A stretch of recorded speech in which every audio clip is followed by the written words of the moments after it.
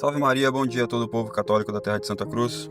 Quem vos fala é o Dr. Yuri Maria e hoje nós iremos fazer um vídeo a respeito da tese de Cassitiaco.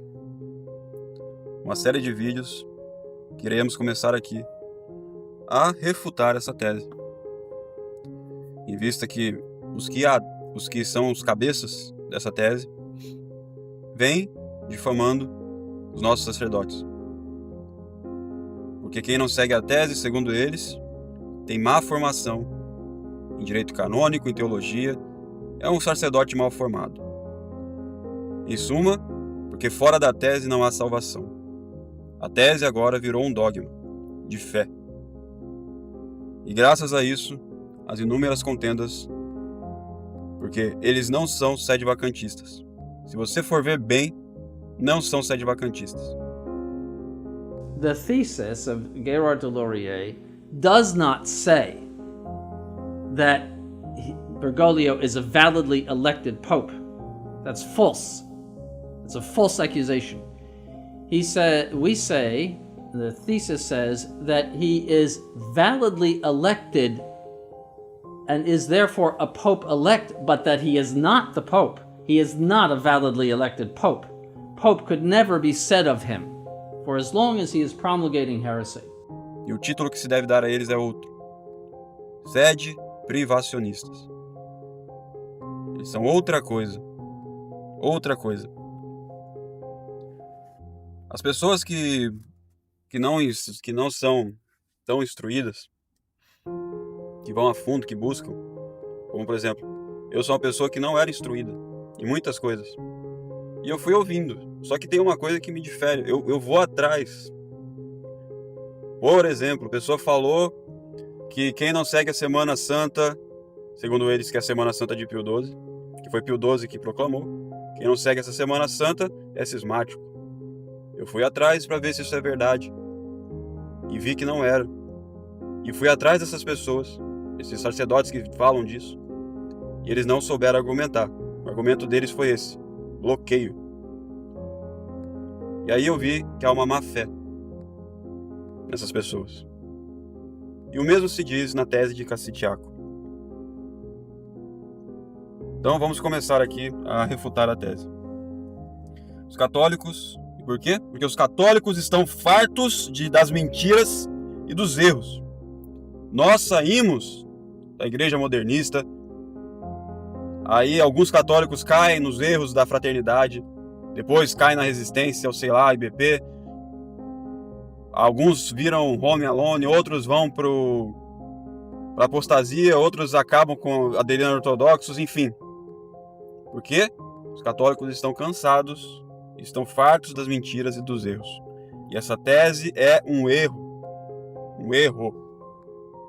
Porque o fim dela é o mesmo fim que espera a fraternidade, a resistência, o IBP e todos os galicanos, neogalicanos, todos os que reconhecem e resistem.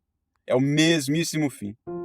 Esperam que essa igreja conciliar, que esses malditos apóstatas da fé católica que estão aí usurpando a cátedra, espero que eles se convertam e condenem o concílio e condenem tudo isso aí que está se vendo agora. É isso que espera. E é isso que é o fim de todos eles. É o oposto do sede-vacantismo. Totalista. Ou seja, o único, o verdadeiro. Que não dá nenhuma jurisdição, zero, absolutamente zero, nada, a apóstatas da fé. Que falam, eles não são nada, eles não são nada. Ah, se eles se converterem, eles não vão ser nada. Vão fazer penitência e não vão ter a dignidade nenhuma de sacerdote outra vez. E falamos também aqui, para falar, vocês são sectários, A gente ouve de vários grupos que atacam dia após dia os nossos sacerdotes. Atacam mesmo. Pai dos burros, enfim, várias calúnias. Porque a gente é sectário, porque a gente não aceita o erro. Simples assim. A gente não aceita o erro. A gente não aceita o erro. A gente não aceita que você chame de cismático só porque a gente segue uma Semana Santa anterior à época de Pio XII. Semana Santa de sempre, de São Pio X, feito por ele, e a qual nunca foi proibida. Nunca foi proibida. E você chamar de cismático e mentir que foi Pio XII que obrigou os católicos a seguir essa Semana Santa é mentira demais.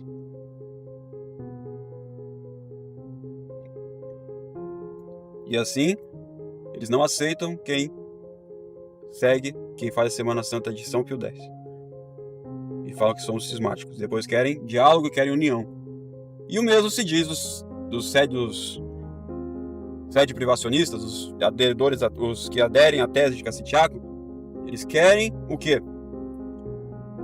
Todos os sacerdotes, todos sigam a tese como dogma de fé. Eles querem ensinar nos seus seminários a tese de Cassitiaco. Obrigar os sacerdotes todos os bispos todos, nunca participar de nenhum concílio católico. Eles querem fazer isso.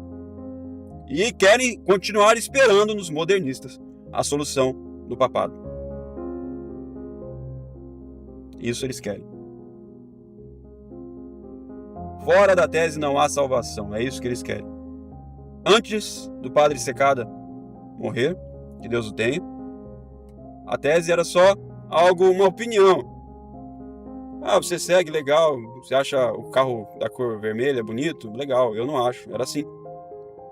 Após o padre Secada morrer, começou esta guerra. E é uma guerra que tem, no futuro, grandes consequências. Porque vai diretamente contra a fé. São dois caminhos opostos. Um vai para um lado, o outro vai para o outro. A solução, o fim de cada um do totaliter é diferente, diametralmente, da solução que espera a tese. E vamos começar a refutar a tese aqui. Vou revelar as cartas de Monsenhor Gerhard de Larieux. Que vocês devem saber, Gerhard de Larieux foi o que inventou a tese, segundo o pessoal que eles divulgam. O grande inventor da tese, aquele que fez a tese, ele é teólogo, é o teólogo oficial, teólogo autorizado, ajudou o Papa. Eles falam como se ele fosse o sacerdote que proclamou o dogma, não foi o Pio XII, foi ele. Falam assim, não, ele ajudou. Não teve quantos teólogos ajudaram Pio XII a fazer o dogma? Quantos? Foi só o Gerhard? Foi o Gerhard que escreveu o dogma? Mas aí não, ele é teólogo, tá bom, é o teólogo autorizado. Então vamos agora começar a tese com os argumentos ad hominem, que é o mesmo, começando também como eles também começam a tese, com argumentos ad hominem. Gerhard de Larieux é um teólogo autorizado. Lembrando que eu não estou aqui falando contra a pessoa, contra o sacerdócio, estou falando contra as ideias dessa pessoa. E lembrando também que eu sou independente, aqui é só minha postura. Não sou o núncio episcopal de Dom Rodrigo da Silva. Tudo que eu falo aqui é o mesmo que Dom Rodrigo da Silva. Eu sou Dom Rodrigo, o porta-voz, não é isso também. Para evitar essa calúnia que falam nosso bispo.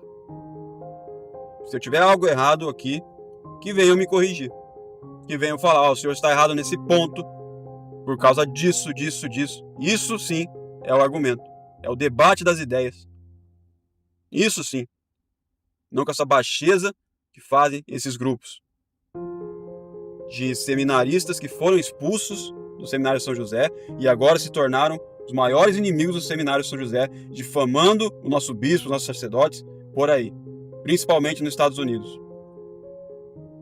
Um senhor aí que tem um blog chamado Veritas, um blog aí na internet, que era ex-seminarista, foi expulso do seminário, não porque ele seguia a tese, por outras coisas que o impediam de ser sacerdote, e foi para outros seminários, e esses bispos de outros seminários não quiseram nem saber o porquê que ele foi expulso. Não quiseram saber.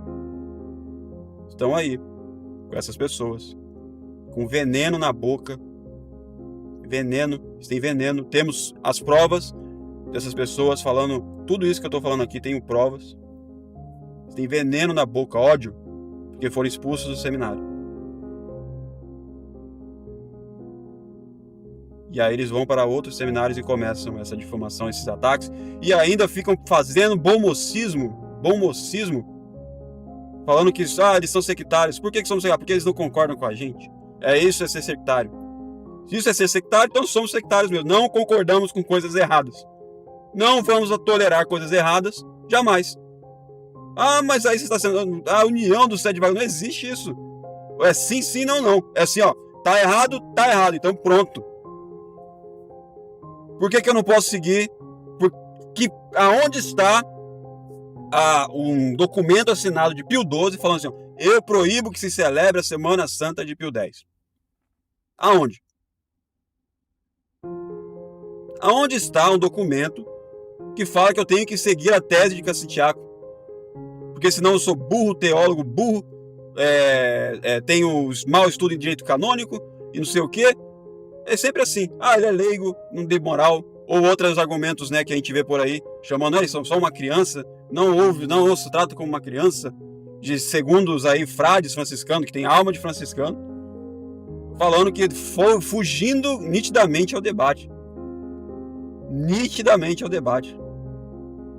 Covardes. Vamos então aqui. Desculpe o desabafo. Tenho muito ódio quando fala coisas injustas e coisas da pessoa de nossos sacerdotes, nossos bispos, sem justa razão, sem causa, sem nada, justamente por vingança, por fraqueza na alma, entre outras coisas. A tese tem que ser eliminada da história da humanidade. Tem que ser. Sou totalmente contra essa tese de Cassitiaco. Não é porque eu não entendi. Eu entendi toda ela. Entendi completamente. Entendi o que é jurisdição. Entendi o que é forma, o que é matéria. Eu li tudo isso. E também sei que ela tem novidades. Então já aí começa o primeiro argumento contra essa tese. Há novidades. Então um católico, se ele segue as novidades, ele está indo contra o princípio católico de não seguir novidades. É um argumento, não estou nem entrando na tese ainda. A tese não é algo assim que todo mundo já sabia, já sabia antigamente, tem vários doutores. Ela tem coisas novas, inventou-se princípios novos. Novidades, uma novidade teológica. E se o católico que não segue e prefere manter o princípio católico de não seguir novidades, ele é taxado como sectário, ele é taxado como várias outras coisas. Inimizades, todo tipo de... ficam difamações, né? Enfim. Vou revelar aqui uma carta nova de Monsenhor Gerhard Laria, para vocês conhecerem quem é a pessoa de Monsenhor Gerhard Laria. Bem, e também irei aqui falar de um padre chamado Padre Ricossa. Por fim, vou falar de algo da pessoa de Monsenhor Gerhard Laria para começo de introdução à refutação da tese maldita de Cassitiaco. Essa tese é maldita porque o fim dela é maldito. Porque nosso São Pio V disse que aqueles que mudassem a missa tridentina estariam amaldiçoados. E é maldito porque o fim dela espera-se no maldito apóstata.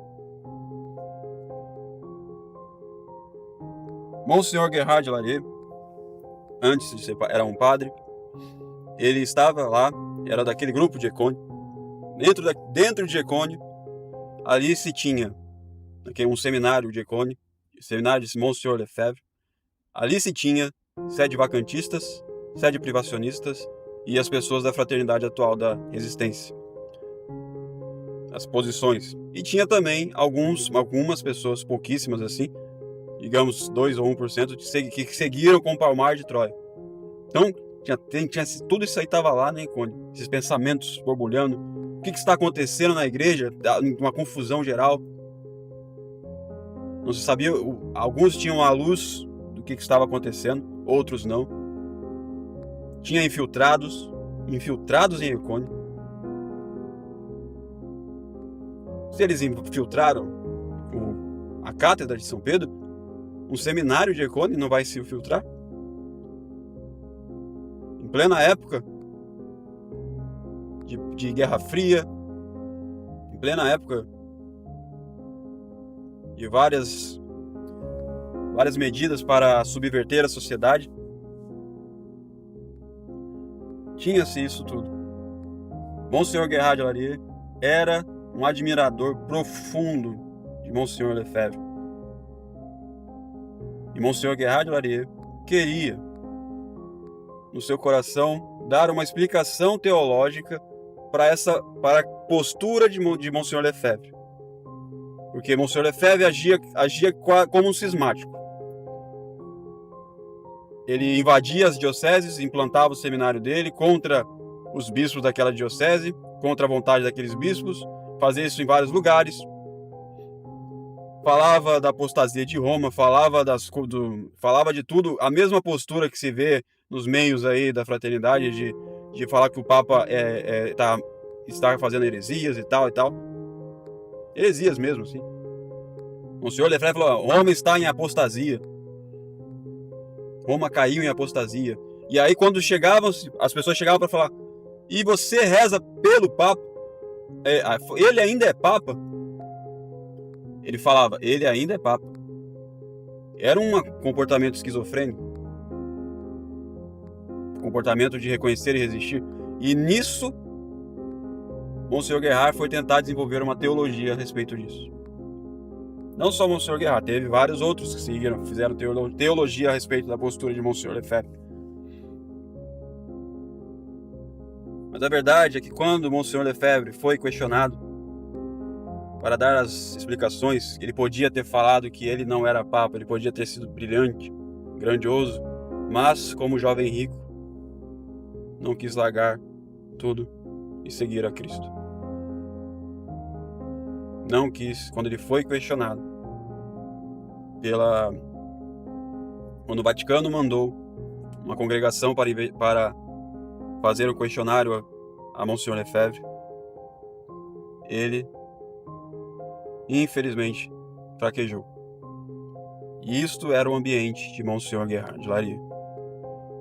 Monsenhor Guérard de Larieux pediu a Monsenhor Tuque que fosse sagrado bispo. Se vocês forem ver essa história, depois vão ver que Monsenhor Guérard enganou Monsenhor Tuque para se sagrar bispo. E agora também temos além disso, uma carta de Guérard de Larieux, que foi descoberta em 2019. Uma carta que foi posta no site Católicapédia, site do senhor Remy, em que diz que nessa carta, esse blog, nesse artigo ele fala: um presente de Natal maravilhoso de 2019, a retratação de Monsenhor Guérard de Larieux sobre a tese de Cassitiaco. Então, o que diz essa carta? Essa carta de 2019. Essa carta diz que era uma resposta a um amigo dele que tinha enviado estudos que refutavam a tese de Cassitiaco. Ele diz: caro senhor, encontrei ao chegar aqui seu despacho e sua carta. Obrigado. Conservo, portanto, pelo menos temporalmente, o estudo de Noyle. Pessoalmente concordo com todas as suas conclusões.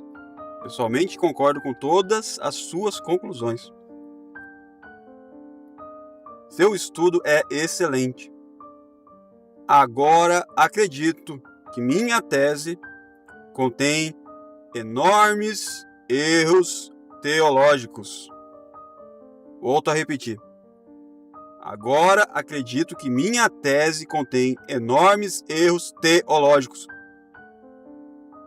Continua a carta. Em união fervorosa ao serviço da verdade e na oração. Assinado Monsenhor Guérard de Larieux. Então esta foi a carta que foi revelada em 2019.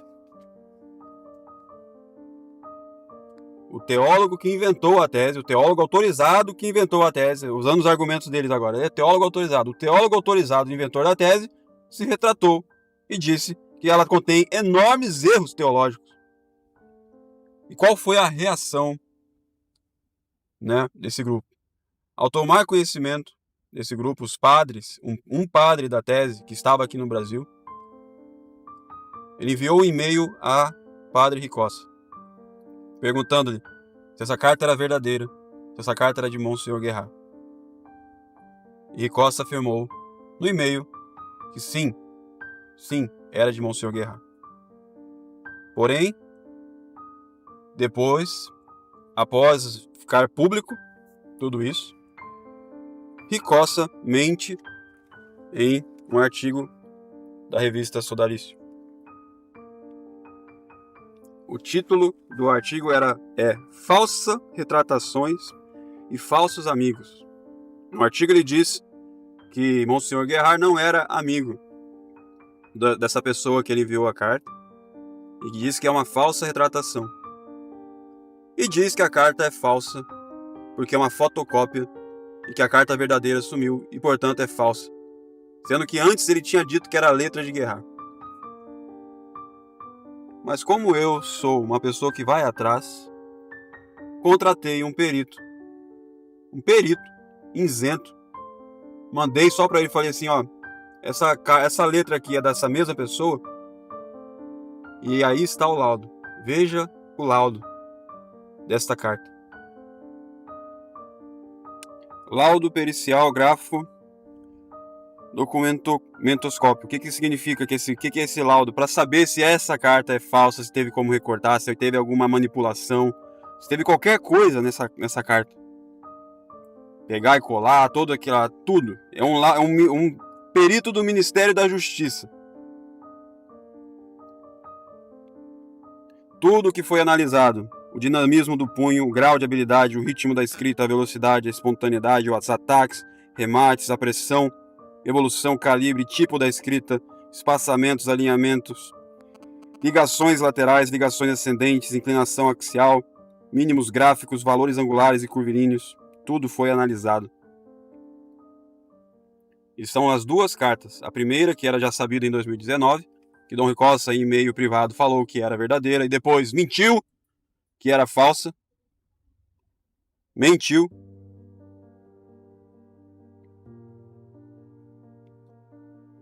Veja o que diz o laudo todo, que eu vou deixar aqui algumas fotos de tudo que foi analisado.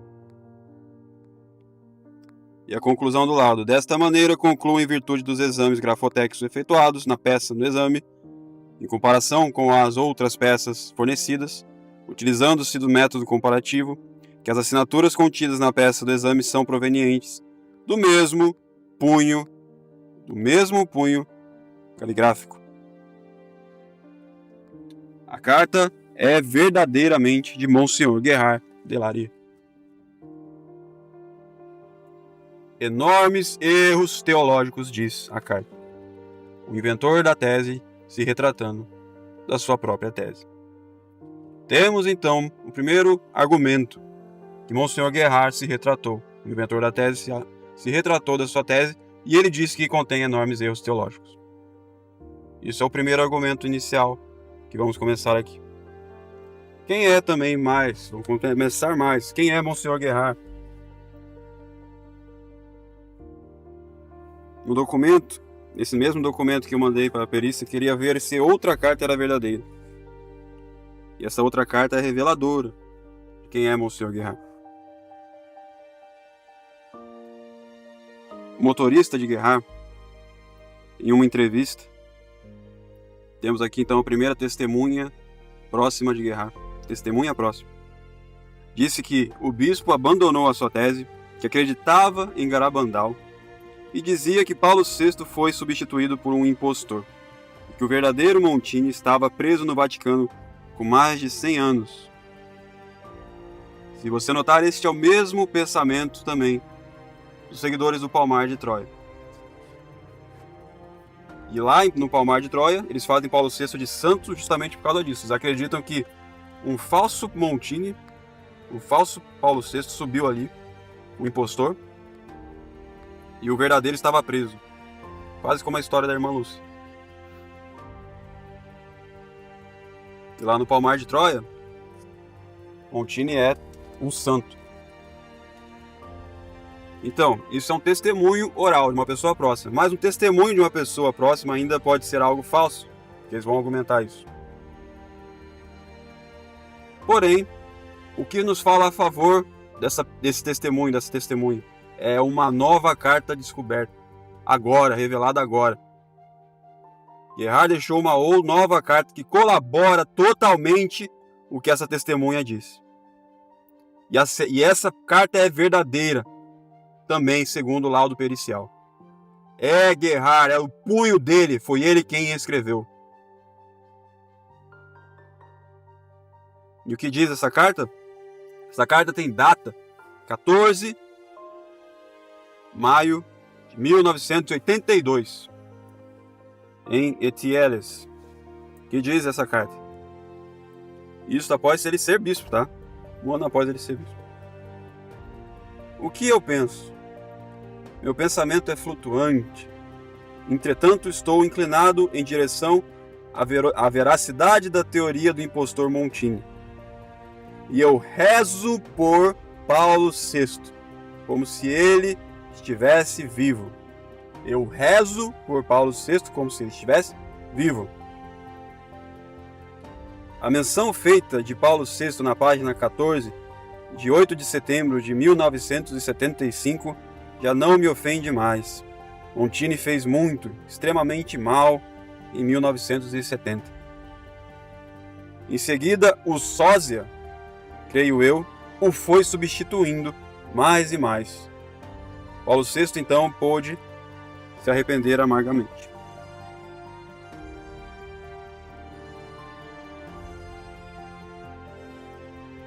Paulo VI, então, pôde se arrepender. Então, eu não sou um adepto da teoria do impostor, mas respeito e até mesmo apoio aqueles que creem em sua veracidade. Então temos aqui a carta nova de Monsenhor Gerhard, que colabora com a testemunha, que era próxima, que era o motorista de Gerhard. Este, então, é vocês agora da tese que tem que provar que tudo isso é falso, que essa carta não é de Gerhard. O ônus da prova está conosco. A carta é dele. Ricossa, temos testemunhas que Ricossa escreveu que a carta é dele. Depois, quando foi a público, mentiu, falou que destratou. Então temos o primeiro argumento, que Monsenhor Gerhard se retratou da tese. E o segundo argumento, que Gerhard, teólogo autorizado, ele compactuava com Garabandal a teoria de que Montini era impostor e rezava a unacum Paulo VI após ser feito bispo. E isto é gravíssimo isso. E o colocar como um suprassumo da teologia, ou quase santo, como fazem alguns tesistas, isso daí é absurdo. Diante dessas provas que temos de Monsenhor Gerhard. Gerhard era um sacerdote, não era uma pessoa infalível. Tinha limitações. Foi um dos muitos teólogos que ajudaram Pio XII a elaborar o dogma da Imaculada Conceição. Mas lembrando que não foi ele que proclamou, foi o Papa que tem a infalibilidade. É o Papa que faz isso. Então vemos nessa carta as mesmas ideias dos bispos palmarianos em Gerhard. Então, aqui começa essa foi a primeira introdução. E após saber que a carta dele mesmo, verdadeira, qual foi a resposta e a atitude dos tesistas, quando a gente questiona eles, esta é a resposta. Eles te bloqueiam, não falam com você, não respondem, não debatem. Eles se recusam. Chegam ao cúmulo de falar que, mesmo que seja verdadeira a carta, não interessa, a tese é verdadeira, e o que importa é a tese ser verdadeira, e não o que Monsenhor Guerard pensa.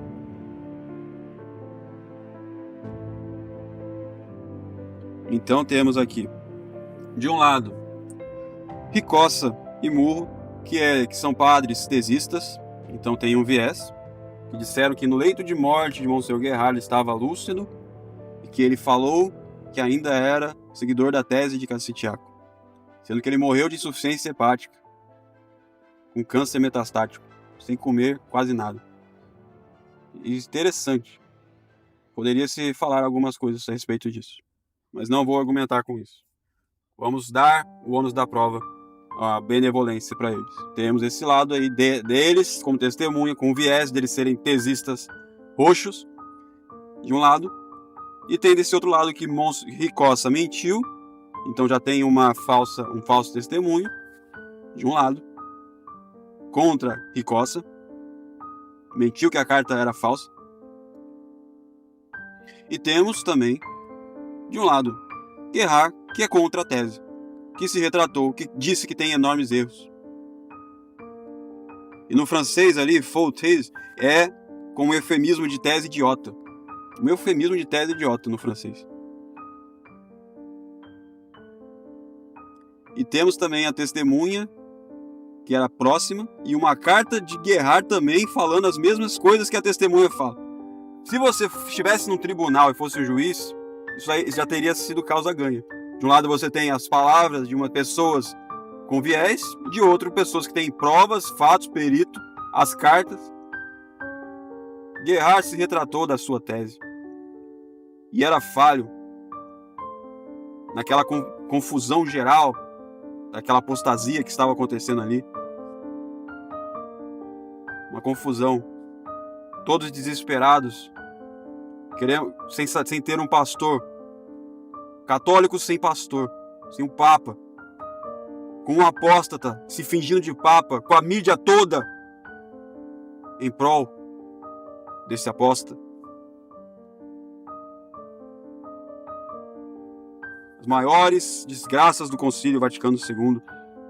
Tudo isso que nós vemos hoje é por culpa desse Concílio Vaticano II maldito. Pelos frutos os conhecereis. Pelos frutos. Maldito concílio. Conciliábulo. Falso concílio católico. Os católicos devem lutar pela verdade. Toda essa infiltração após a Segunda Guerra Mundial, durante a Segunda Guerra Mundial, toda essa infiltração, todo esse plano para destruir a Igreja Católica, e ainda continua até hoje. Os católicos caem como cordeirinhos. Os católicos estão fartos das mentiras. Basta das mentiras. Basta de erros. Quem não é vencido pela verdade é vencido pelo erro.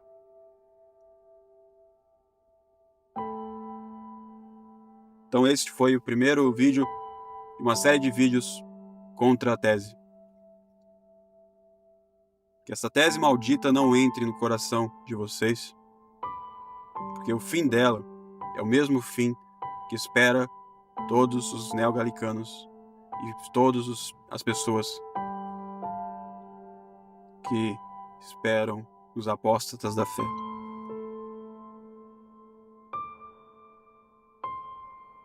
Salve Maria. Bom dia a todo o povo católico da terra de Santa Cruz.